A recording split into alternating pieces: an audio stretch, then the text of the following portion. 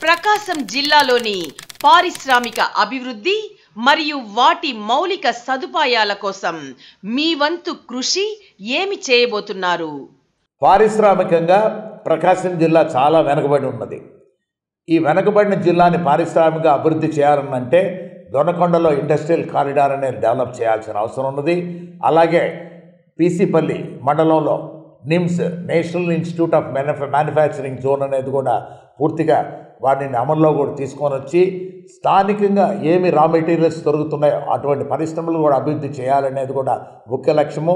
అందుకు రామాయపట్నం అనేది పోర్టును కూడా డెవలప్ చేసుకొని వస్తున్నప్పుడు రామాయపట్నం పోర్టుతో కూడా వ్యాన్పిక్ పోర్ట్ అనేది కూడా ఒంగోలు పరిసర ప్రాంతాల్లో ఉన్నది కాబట్టి ఈ రెండు పోర్టులను కూడా డెవలప్ చేసి రాబోయే రోజుల్లో పారిశ్రామికంగా ఇక్కడ ఎక్కువగా కూడా పరిశ్రమలు కూడా తీసుకొచ్చి యువతకు ఉపాధి కల్పించి పారిశ్రామికంగా ఇక్కడ ఉన్న రా మెటీరియల్స్ వినియోగపరచుకునేదానికి ఖచ్చితంగా అమలు కార్యక్రమాలు చేస్తామని జగన్మోహన్ రెడ్డి గారు చెప్తున్న హామీకి మేమందరం కూడా కట్టుబడి ఉన్నామని కూడా తెలుపుతూ ఉన్నాం.